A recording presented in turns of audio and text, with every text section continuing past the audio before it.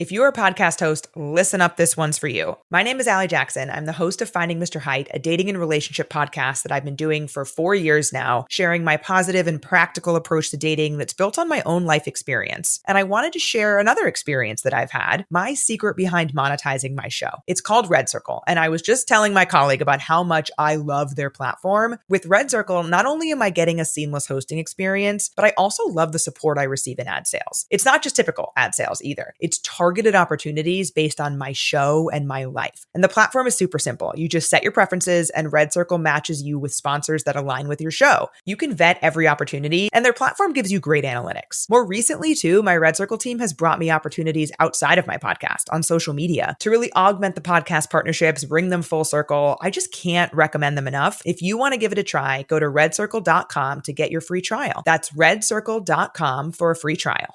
Welcome back to Mama Mystery. I am your host, Kelly, and thank you for joining me on another episode of the Weekly Docket, where every Friday we recap the top stories in the true crime space. So without further ado, we've got a lot to cover, 6 stories in total, so let's get into it.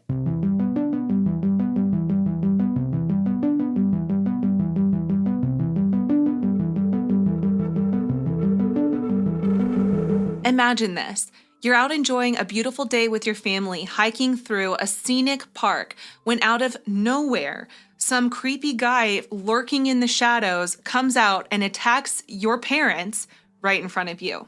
Now, that is exactly what happened to the Brink family at Devil's Den State Park in Arkansas this week. On a seemingly perfect Sunday afternoon, Clinton David Brink and his wife, Kristen Amanda Brink, took their 2 young daughters, ages 7 and 9, out to the park to spend some quality family time together.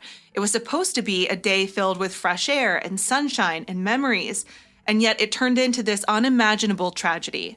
On July 23rd, around 3 p.m., police received frantic calls about an attack on a hiking trail inside the popular state park. When they arrived, they discovered the Brinks, 43-year-old Clinton and 41-year-old Kristen, had been brutally stabbed to death. But what's even more sick about this story is that their young daughters witnessed the entire thing. The entire thing. Somehow the girls managed to escape physically unharmed, but emotionally, it's hard to imagine the trauma that they're going to face for the rest of their lives. Now, as news of the attack spread, people were wondering how something like this happens in Devil's Den State Park, because it's normally known as a family-friendly place where people regularly bring their kids for just outdoor adventure. So who would do this? Within days, investigators had an answer. Authorities had actually released a photo that was of this guy's backside, and they were asking the public for help. And after they were combing through witness statements, evidence, and surveillance footage from the park's entrance, they finally narrowed it down to 28-year-old James Andrew McGann, a man who up until that day had no connection to the Brink family. But here's where it gets even more chilling. James Andrew McGann was not just some random drifter. He was an elementary school teacher. He had recently moved to Arkansas after accepting a position teaching 3rd grade at Bayari Elementary School in Springdale. But this was not his first teaching job. He previously taught at multiple schools across Oklahoma and Texas, including the Broken Arrow School District, Northwoods Fine Arts Academy, and Flower Mound Elementary. At different schools, he had gone by different names, using sometimes Andrew at some or Drew at the others. And who knows if that's an attempt to distance himself from his past. But speaking of his past, parents of former students have now come forward with some really disturbing allegations. Several parents claimed that their children had told them that James had behaved inappropriately towards young girls in his classes. At one point, these parents say that they reported their concerns to the school principals, but instead of facing consequences or an investigation, James was quietly allowed to resign without any formal discipline, leaving him free to move from school district to school district without a mark on his professional record. And with all of the teacher stories that are coming out lately with Christina Formella, and there's been so many other instances of these female teachers having inappropriate relationships with their young male students. But here's one, of course, of a man who's doing this with young children. But in almost every story, it's like, yeah, they had been accused of something like this in the past, but they were just forced to resign. And it seems like that is how they are allowed to get away with this. So I don't know what this means going forward, if there needs to be some sort of stricter laws within their school districts, or I don't know. It just seems like this is happening at an alarming rate. and that it always gets to this point before something is done. Like, why can't we take care of this before something crazy happens? But anyway, McGann was taken into custody at a barber shop in Springdale. He was literally right in the middle of getting a haircut, and he was completely unbothered, going about his day as if nothing had happened. Now, investigators are still piecing together his motive for the deadly attack on the Brink family. We're wondering, was this a premeditated attack? Was it random? Or did McGann have some twisted intention related to the children? Because like I said, the daughters were only 7 and 9 years old, which that's like 2nd to 3rd grade. And that's the kind of grade that he taught in the past. So the fact that the Brink daughters weren't physically harmed but forced to witness the brutal attack has many people wondering if the parents were trying to protect their children from something that he intended to do to them. He's currently charged with 2 counts of capital murder, and he is being held without bond while he awaits his first appearance in court. Meanwhile, the community has really rallied around the Brink family, holding vigils, organizing fundraisers, doing whatever they can to support the 2 little girls who lost their parents in such a horrific way. I'll put pictures of this guy up on our Instagram at mama.mysterypodcast, but he does have a very eerie look to him, very similar to Brian Koberger, where there is just no soul behind those eyes. You look at the eyes and it's like, they're just black. And some people, you just see it, and I don't really know how to describe it other than to just say that there is nothing behind those eyes. Since he is charged with capital murder in Arkansas typically involves premeditated murder or murder committed during another felony, which in this case, he committed 2 felonies at the same time. So that is why it is eligible for capital murder, which is eligible for the death penalty. So I'll keep an eye on this case and let you know as updates come out. Next, I want to talk to you about a heartbreaking story out of Tennessee that has been all over the news lately. I'm not sure many people realize just how deep this tragedy really runs, though, because it's like once you peel out a layer, you peel back even more and more, and it's just like, oh my gosh, this story just keeps getting worse. Now, it started early in the morning of July 29th when a resident in a rural part of Dyer County stepped outside their home and discovered something pretty shocking. An abandoned baby strapped into a car seat left alone in their front yard. Now, this baby girl was just 7 months old. Thankfully, she was unharmed, but no one had any idea who she belonged to or how she ended up there. The discovery quickly launched a desperate effort to find the child's parents. Authorities began piecing together clues, and by that afternoon, about 20 miles away in neighboring Lake County, they made an absolutely devastating discovery. 4 bodies were discovered on the side of a quiet rural road. The victims were identified as 20-year-old Adriana Williams and her fiancé, 21-year-old James Matthew Wilson.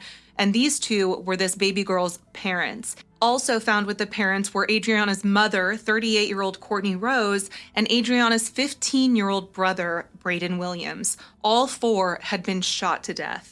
Now, immediately, law enforcement connected the abandoned infant to these murders. 2 vehicles belonging to the family were found abandoned near the scene, suggesting that whoever committed these horrific crimes either brought or lured them there deliberately. Now, as details of the murders emerged, authorities launched an intense investigation involving the TBI, the Tennessee Bureau of Investigation, and the FBI. But here's something I think hasn't gotten enough attention yet. While this tragedy has been widely covered, there are 2 other children involved who are also suffering, largely unnoticed by the media. Now, Courtney Rose was not just the mother of Adriana and Braden. She had 2 younger children who have now essentially lost their entire family. So just think about that. In one day, these 2 young kids lost their mother, their older brother, and for all practical purposes, their brother-in-law as well. And then to make things even more devastating, their father is currently incarcerated. Although he's technically only the biological father of one of the children, he was actively involved in both of their lives before he went to jail. Now, Adriana and Braden's biological father is also behind bars. So now these 2 kids are facing this unimaginable loss, essentially orphaned and left behind by this unspeakable crime. Investigators have not yet publicly identified any suspects or motives, which is really leaving a lot of people in the community on edge, wondering who could do something like this and why. It's just one of those cases that really leaves you with more questions than answers. Even as you find more answers, you just somehow find more questions. So was this personal? Was this targeted? Was it completely random? And how exactly did that 7-month-old baby end up alone miles away from where her family was found? Now, authorities are pleading for information from the public. They're hoping that someone somewhere saw something or knows something that could lead to justice. But until then, there are now 3 young lives dramatically changed, 2 children who have lost almost everything, and then an innocent baby whose first year of life has already been marked by this unthinkable tragedy. And who knows where she's going to end up. It just makes me sick to my stomach. So I actually will keep a close eye on this one, and if I end up having to do a deep dive on it at some point, then I will. I'm inclined to think that this isn't completely random. However, leaving the baby on the side of the road does make it seem like it could be more random, and that for some reason the captors or the assailants in this story just couldn't bring themselves to shoot a baby, but they could a 15-year-old. I mean, none of it makes sense. I can't make sense of any of it, obviously, but I will try to keep an eye on it and let you know as updates come out. This next story comes out of Moberly, Missouri, and it's one of those cases that is confusing and deeply frustrating, especially because the details are just not adding up. On July 6th, around 7:30 in the evening, police received a call from 68-year-old David Kip Hyde. He told dispatchers that he had just shot a woman on his front porch, claiming that she had become aggressive and that he acted in self-defense. But when officers arrived at the scene in the 900 block of East Logan Street, they found 23-year-old Bailey Scott dead from a single gunshot wound to her torso. Now, at first glance, you might wonder what led to this tragic confrontation. Well, according to Hyde, he noticed Bailey walking down the street in front of his house looking suspicious. He claimed he didn't know her, despite the fact that Bailey had lived right across the street for about a year and a half. So keep that detail in mind because it's important. Now, Hyde says that Bailey initially stepped onto his porch, but left before he could even answer the door. So when she returned a second time, he decided to confront her, hiding a .32 caliber handgun behind his back. Hyde alleged that Bailey became agitated, upset about him feeding and killing birds in his yard, which is an odd detail, but apparently that's what he said. Now, according to Hyde, Bailey then slapped him across the face, prompting him to fire his gun at her twice. But here's the thing, and it's a big thing. Investigators immediately noticed that Hyde's story did not match the physical evidence at all. There were no visible injuries on Hyde's face despite his claims of being slapped, and Bailey's hands showed no signs of having struck anyone. So in other words, the self-defense story just did not add up. And let's circle back to Hyde's claim that he didn't recognize Bailey. Neighbors and coworkers quickly called foul on that. Bailey's coworker, Lindsay Smith, publicly called Hyde a liar, saying that there's no way Bailey would have provoked a confrontation. Now, another coworker of hers, Rayvon Davis, pointed out something pretty obvious, which was that Hyde had lived at that residence since 1996 and Bailey for a year and a half, so they had undoubtedly crossed paths before. It's also important to understand who Bailey was, a young single mother described by friends as sweet, kind, and non-confrontational. She leaves behind a 3-year-old son, and everyone who knew her insists that she was the last person who would just randomly pick a fight with someone, especially over something as trivial as birds in somebody's yard. Meanwhile, Hyde is also not just some random homeowner. He's a former police officer and city employee, someone that you would expect to handle conflict responsibly, but instead, this retired cop escalated the situation to deadly violence. He was charged with second-degree murder after authorities concluded his account was inconsistent with forensic evidence and eyewitness statements. So he is currently in jail awaiting trial, and it sounds to me like this might be a case of just an old man on a power trip who maybe thought that his connections to law enforcement would, give him a free pass to behave poorly, and that his sorry excuse would carry more weight because of his past as a cop. Now, this is just me obviously assuming. I don't know, but as more details come out, if I need to update you all, I will. Now, this next story is one that I've been wanting to cover for a while because so many of you have recommended this case to me, and it bears some similarities to the last story I just told you.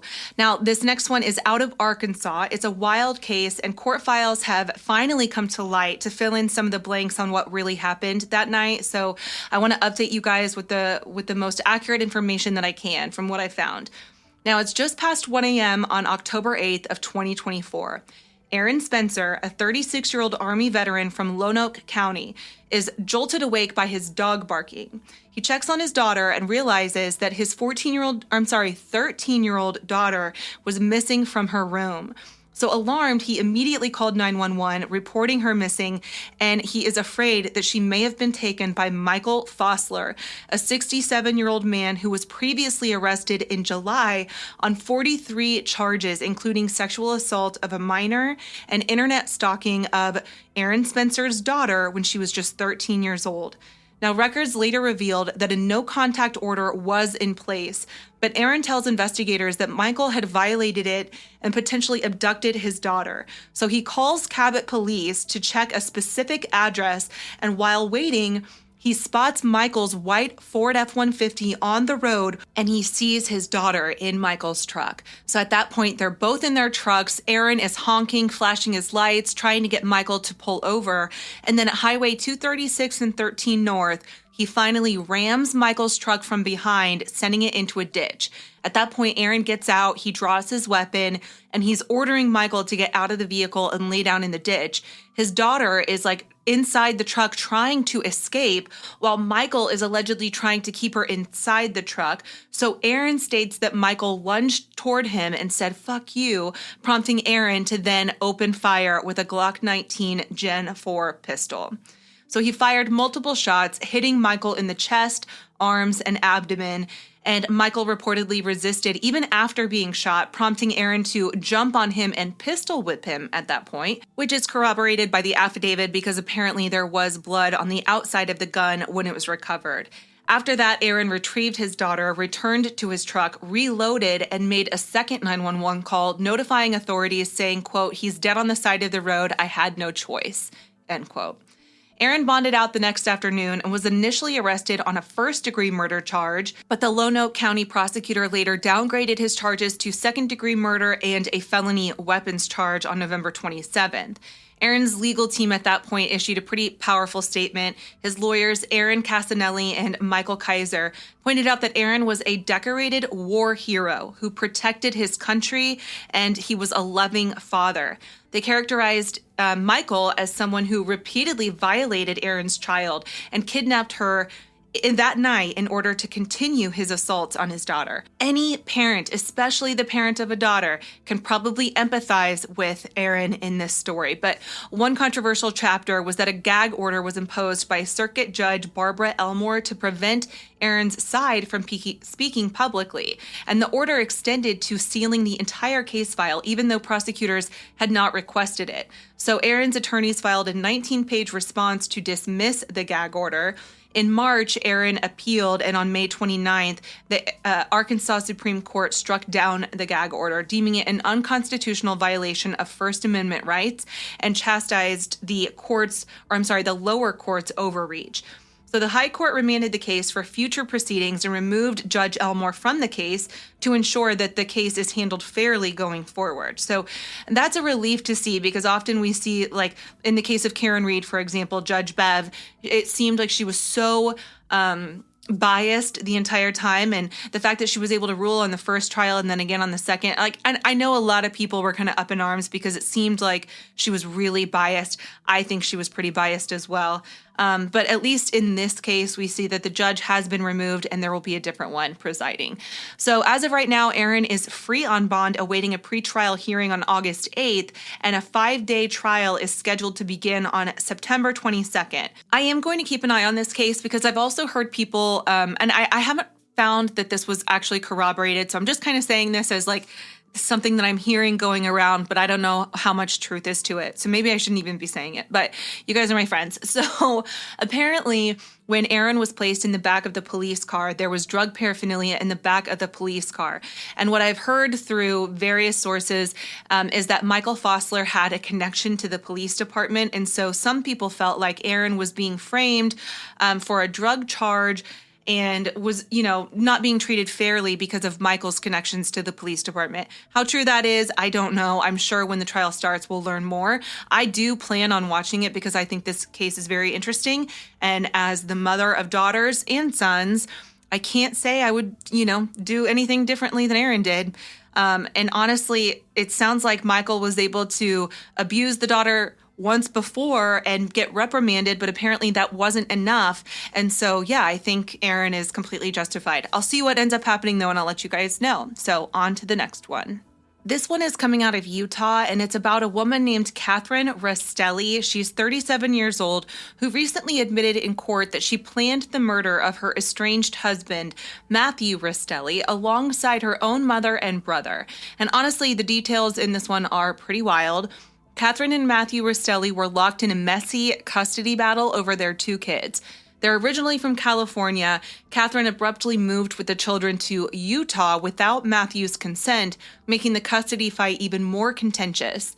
So Matthew, desperate to reunite with his children and possibly even reconcile with Catherine, became pretty desperate and vulnerable to her manipulations. So in early July of 2024, Catherine started kind of laying the groundwork. And according to court documents, she reached out to Matthew, convincing him that she had had a change of heart. She expressed interest in reconciling their relationship and invited him to come to Utah to see her and the kids. Matthew, understandably eager and hopeful about fixing his family, quickly agreed, and he had no idea what was actually waiting for him. In the days leading up to Matthew's visit, Catherine meticulously tracked his movements. She secretly placed a GPS device on his vehicle and regularly communicated with him to monitor exactly when he would arrive. She also told Matthew to simply enter the house upon arrival, making it clear that he was welcome and expected. On July 12th, Matthew arrived at Catherine's mother's home in American Fork, Utah, believing that he was there for this joyful reunion. But the reality, sadly, was the complete opposite. Court records revealed that as Matthew entered the home, Catherine's brother, 29-year-old Kevin Ellis, was waiting with a gun. Within moments of stepping inside, Matthew was ambushed and shot multiple times. Catherine remained upstairs throughout the attack, fully aware of the violence that was going on downstairs, and she later admitted to hearing the shots and knowing exactly what was happening downstairs. Immediately following Matthew's death, the family quickly set the stage to make the killing look like it was self-defense. Catherine, her brother, Kevin, and their mother, 59-year-old Tracy Marie Grist, collaborated to carefully stage this crime scene. They strategically placed a knife in Matthew's hand to portray him as an aggressor, and they rearranged furniture and even removed a screen door beforehand to make their staged scenario more believable. Tracy then called 911, claiming that Matthew had violently barged into their home and that they had no choice but to defend themselves. But their story quickly began to unravel. Before the family's call was placed, a neighbor had already called police after hearing gunshots. Authorities arrived almost immediately and noticed inconsistencies right away. The knife being awkwardly placed in Matthew's hand just did not appear natural, and investigators found the arrangement suspicious and staged, sparking a deeper investigation into the family's claims. Facing mounting evidence against her, Catherine then eventually confessed to her role in orchestrating the murder. And this summer, in July of 2025, she entered a guilty plea, officially admitting to conspiring to kill her estranged husband. Catherine pleaded guilty specifically to charges of murder, conspiracy to commit murder, and felony discharge of a firearm as part of a plea deal that requires her cooperation against her mother and brother. In her confession, Catherine openly admitted that from the start, their plan was always to kill Matthew. She confirmed that she knowingly and intentionally deceived him, using his desire to reconcile their family against him.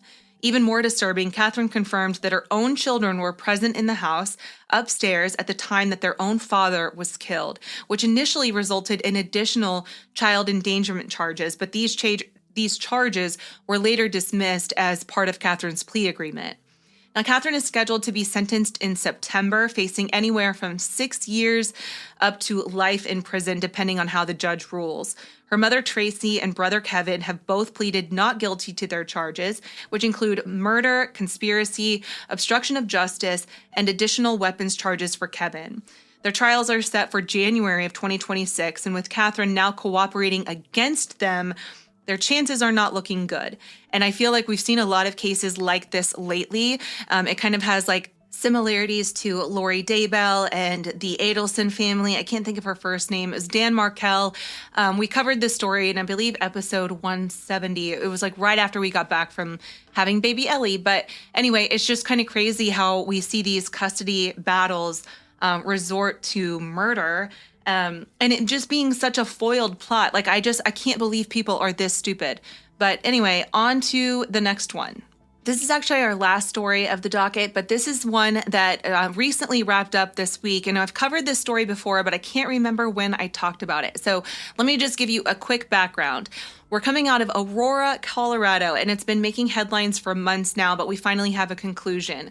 James Craig was a local dentist who was found guilty of murdering his wife, Angela Craig, by poisoning her protein shakes. And the details were chilling. Angela Craig, a mom of 6 kids, first got seriously ill in March of 2023. She started experiencing dizziness, severe headaches, and nausea. And at first, Angela and her doctors couldn't figure out what was wrong. Her symptoms progressively got worse, and she ended up hospitalized multiple times over just a few weeks. Each time, though, the doctors struggled to find an explanation. And then finally, the last time she went to the hospital, her condition deteriorated rapidly and she died shortly after her symptoms even began. So at first glance, James Craig seemed like this grieving husband. He accompanied Angela to her doctor's appointments. He showed concern over this mystery illness and appeared devastated by her sudden death. But something was not sitting right with investigators, and Angela's rapid decline, of course, raised suspicions. So authorities started digging, and what they found was shocking. According to her toxicology results, she had lethal levels of potassium cyanide poison in her system. Immediately, the investigation turned towards James Craig, and as they traced his steps, they found some clues. Court records revealed that James Craig had meticulously planned his wife's poisoning for weeks. Investigators found online searches that he made about potassium cyanide, its effects, and ways to purchase it discreetly. And he was actually doing this on the computer at his dental office. Not only that, but he ordered it to have it delivered at the dental office. And on March 9th, James texted his dental assistant saying that he was expecting a priority package at the office. And he seemed unusually anxious about this package's arrival, repeatedly reminding staff to keep an eye out for it and to keep the office accessible even after business hours. Well, this caught the attention of the office manager, Caitlin Romero, and when the package finally arrived on March 13th, it was her that received it. And here's an important distinction. She didn't actually open the box or handle the contents within the box, but it was the invoice and the shipping labels that immediately raised red flags, because clearly marked on the outside documentation was that chemical potassium cyanide. Like it's in bold letters because they don't want you to open it unless you know that that's in there. So of course she recognized the seriousness of what she was reading, and right away she Googled potassium cyanide, seeing the dangerous nature of the substance. She became alarmed with that. So she quickly reported it internally, and then that suspicion eventually became key evidence in the case. So, of course, all of that paired with the fact that he was searching things on the internet like undetectable poisons and symptoms of cyanide poisoning, and even how to make murder look like a heart attack. This guy actually Googled that. Let that sink in. This guy is an actual doctor. So that paired with the toxicology reports confirming that she had been poisoned with a lethal cocktail of substances, not only cyanide, but arsenic, and even, and I'm probably going to butcher this, but even tetrahydrozoline, a chemical found in eye drops. Now, investigators determined James had poisoned Angela repeatedly through her protein shakes and possibly pills that he provided, all under the guise of helping her improve her health. And his motive was shockingly pretty simple: financial troubles and a series of extramarital affairs, one with an orthodontist out of Texas. And investigators uncovered severe financial stress at his dental practice. There was debt from failed business ventures, and then, of course, multiple relationships that he was having outside of his marriage. And then, of course, rather than face the personal and financial consequences of a divorce, because I'm pretty sure he was Mormon, and I believe that the Mormon faith has pretty strict rules on divorce, rather than do that, he decided that murder was better. I'll never, ever, ever understand that reconciliation. But During the trial, prosecutors laid out a meticulous case detailing how James planned, purchased, and administered these poisons. They introduced evidence of his incriminating search histories, the package that he received at the office, and then video surveillance showing him at suspicious hours in his dental practice. Staff members, including his office manager that I mentioned earlier and one of his receptionists, testified about James's odd behavior leading up to Angela's hospitalization, especially his anxiety about the package containing the cyanide. The defense tried to argue that Angela might have intentionally taken the poison herself, citing past journal entries where she mentioned that she was very depressed and that she was having marital stress, and at times she might have said things that appeared suicidal. But that theory quickly fell apart under some scrutiny as prosecutors pointed out James's elaborate efforts to cover his tracks, including trying to manipulate evidence and witnesses after his arrest. I know I gotta find the episode on this, but I remember him sending this really long text to his ex-business partner regarding this whole thing. I mean, this guy was just so unhinged. And the message was something about how he didn't want his business partner to reveal the truth about James's affair, I think. Man, like talking about this case and this all coming up makes me want to do another deep dive on it. And I might have to, just because now my brain is like, I feel like I held in a sneeze because I don't have all the facts. But in July, so this month, after deliberations, the jury, of course, found James Craig guilty of first-degree murder. He was also convicted of several additional charges, including solicitation to tamper with evidence, perjury, and even solicitation to commit murder when he reportedly asked a fellow inmate to harm a detective involved in this case. I'm going to have to do a deep dive. I think I'm going to do it Tuesday. So I can't live like this, you guys. I have to have more answers. With that is all I have for this week. A spoiler alert, I guess, whenever you guys do listen to the deep dive on James Craig, because you kind of already know how it ends, but the details of the story are just insane. And I remember thinking, this guy is a doctor. Like, he should be smart. You should be smarter than this. But yeah, just never underestimate the fact that you cannot teach common sense, and they don't give degrees for common sense, apparently. So I'll see you guys on Tuesday with a deep dive, likely on James Craig. And I hope you all have a great weekend. Stay safe, stay curious, stay vigilant. Mama Mystery out. Bye.